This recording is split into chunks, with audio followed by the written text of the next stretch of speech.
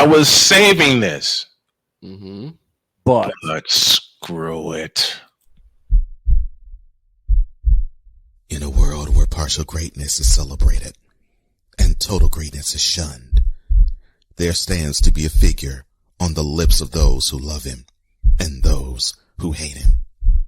The inane comparisons to Michael Jordan and Kobe Bryant continue and has existed since 2003. There is no end in sight, for the battle between those who unconditionally love and unconditionally hate him wages on. These are their stories. Welcome to the Bronsexual Confessions. oh Lord have mercy. Mm-hmm. Mm. I cannot tell y'all how many times I've been called a hater because of one little bitty sentence. That And that is. one little bitty sentence is me saying LeBron James sucks ass as a basketball player. I still remember this one clip, and it's in the clip and it's stuck in my mind for so long. Shout out to Why So Happy for stuck in my mind. Yes. Yes. Where a snowman on camera said the following. Help me please open it. Quote, LeBron James is trash as a basketball player. A quote that stunned the legendary Cole Johnson. I didn't think I could stun him. He says, I will say it again. As a basketball player, LeBron James is trash. The earth shook. The skies darkened. The seas boiled.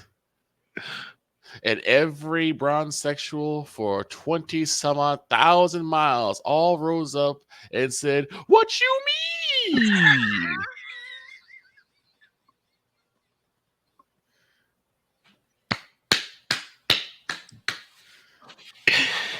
Allow me to explain what I mean. Fundamentally, he has never been sound. Ever. Nope. No. You can't tell me that a crab dribble involves 3 steps. It does not. Or 4 or 5. That's travel. That's a walk. They got it so they involved the Euro step. And he added it. Well, he already had it in this game. They just weren't calling it. Yeah.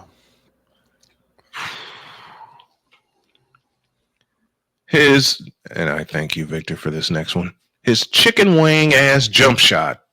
Mm-hmm. No form whatsoever. You would think they were. How did you put it, Victor? You would think that this chicken wing jump shot was born at Jewel Osco at 9 in the morning, and somehow is still relevant. It's still crispy and fresh when you know it's dry. As hell. Been underneath that heat lamp too long. Yep. That thing is. He's been a bull in the china shop for years. Yep.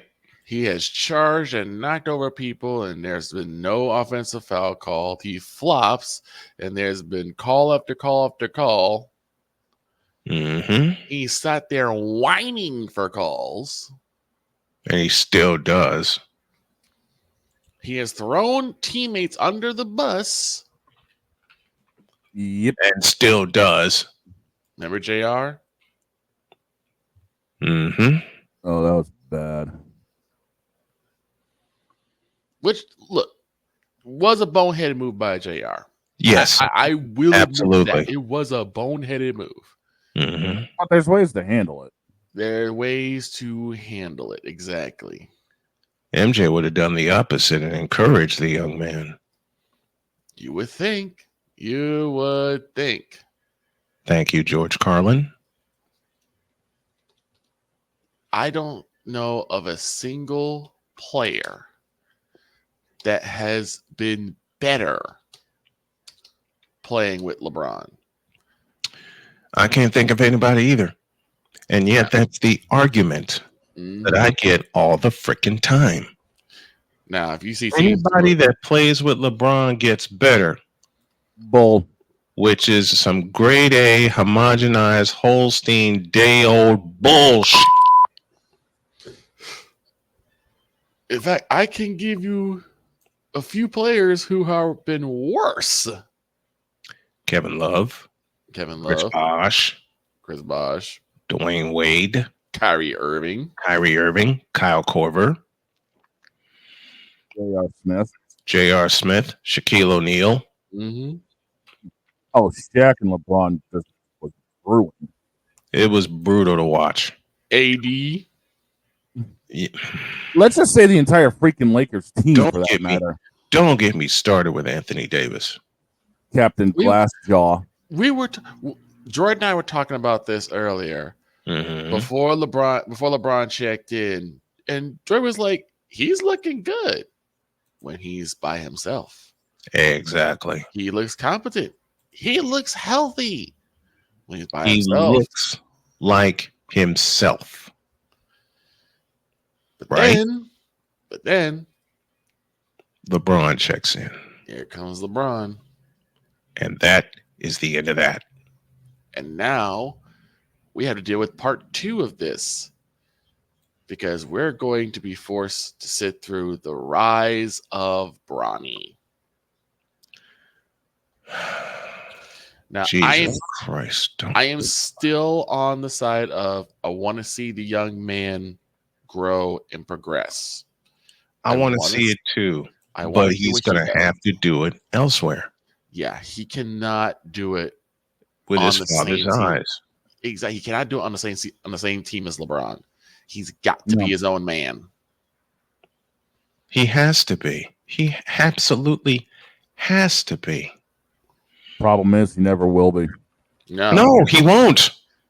Which is unfortunate for us to say, but find the lie.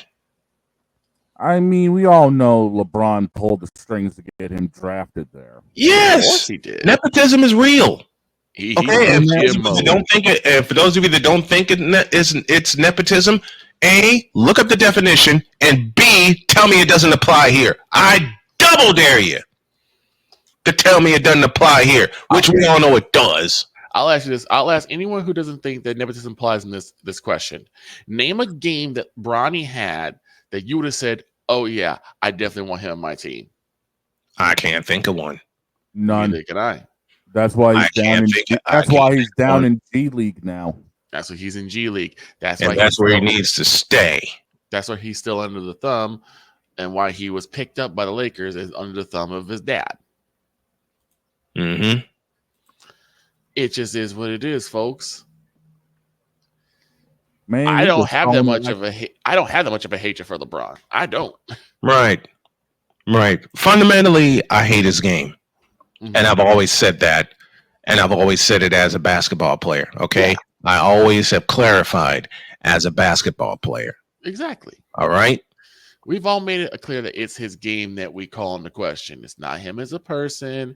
It's not him as no. I always said the one thing I will give him credit for to the cows come home is that he is as a young black man, 18 years old, coming into a boatload of money. Mm-hmm. Really haven't heard him had any type of legal trouble. Hadn't heard any type of big controversies. There are some that Snowman has already brought up, but nothing like him getting into trouble with the law, him getting into issues, especially no gun charges. Thank God. Right. None of the frivolity that we see with some NBA players today. He's handled the stigma of a young black man with money, in my opinion, correctly. Well, yes. He's handled it well.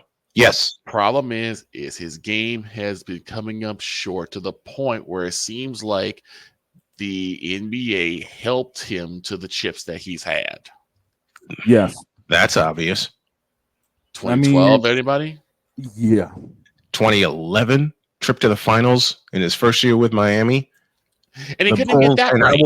I will contend to this day. 2011, the Bulls got screwed. It should have been the Bulls. It should have been the Mavs. Bulls and the Mavericks. And the rivalry that LeBron has developed with Stephen was crafted also. It shouldn't have been LeBron versus Steph. It should have been Derrick Rose. Yep. Versus Steph. The rivalry should have matched Derrick Rose with Stephen Curry. Mm-hmm. Period.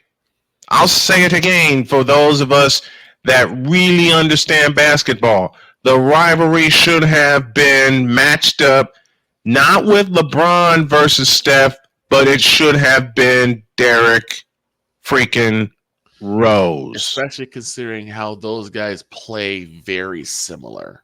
It should have been Derrick Rose. But Adam Silver, and I will blame him forever for this, saw fit, mind you, to bring LeBron into the equation. Adam Silver under the shadow and under the direction of the old man himself, David Stern. Yep. I love David Stern for what he's done for the league, okay? I always will. Mm-hmm. All right? Early parts, yes. Later parts. Early parts, save 1985, and y'all know the controversy with that year. Mm-hmm. And then 2003, the drafting of LeBron just happened to go to the Cleveland Cavaliers. Right. I did not intend for this to be a full Bronsexual episode, but consider the fact it's Wednesday, I'm getting it out the way because we got a ton of football to cover tomorrow and Friday. Mm-hmm. Speaking of which, the coolest sign that my wife got me. Football, damn it. Football. If it were really a sign, if Jody knows me, okay, there would be a 2-part sign, football, and the other sign would be damn it. Right. But you were saying, Snowman. I would never forgive Adam Silver for what he did in 2016. Mm-hmm. And 2016 wound up being a screwed up year all the way around. Yep. 2016 wound up being the year that is the bane of my existence all the way around. Personally, sports-wise, and professionally. Yeah. Because the Warriors weren't the only one that got screwed. No, all right? Not.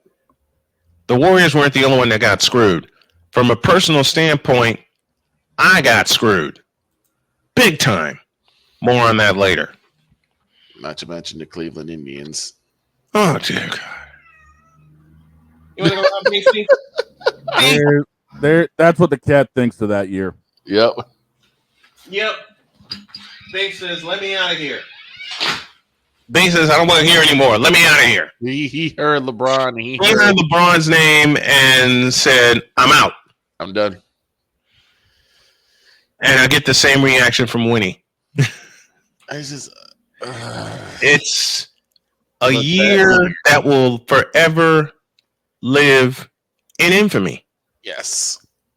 Because ain't no way you can tell me that if Draymond Green were allowed to play Game 5 in the 2016 World Championship, that the Warriors wouldn't have blown him out by 30. It would have been over. Because at the time, Draymond Green was a low post destroyer. And he locked up LeBron the entire damn series. Multiple times, yes. He locked him up. Multiple times. That's another thing I will give LeBron. LeBron is a chess player. Mm-hmm. Because even though I thought it was extremely messed up that they allowed him to step over him, he knew how hot-headed Draymond was and had to step over him so that he could get that swipe. He could still take that swipe, which would have gotten Draymond in trouble and gotten him suspended for that game. He should have got suspended the series before. Prior. Yep. Should have been Western Finals, not NBA Finals. Exactly. You are correct. You want to make sure that any infractions and disciplinaries happen before the championship series. Mm-hmm. not after or not during. Because what you want for a championship series is you want the players to dictate the to outcome, decide the series, not the referees, not the officials, and not management. And not management. And not management. And management decided 2016. Why? Because yes, LeBron, it is you. It has always been you. It always will be you. It is you now. It will forever be you, forever and ever. Amen. Amen. Now, of course, there's more to this because it yeah. is Wednesday. There's much more to this. I have some of my own. Oh, we all do. But on a day where we decided to use laughter to honor Jim Donovan, we're going to keep this going. But for now, get the hell out of my face, you thirsty bitches. In a world where logic and sense flies completely out the window, while purple and yellow glasses are donned, rises a figure who encourages ridiculous, undying loyalty. Good Lord, I'm about to throw up. This has been yet another installment of the Bronsexual Confessions.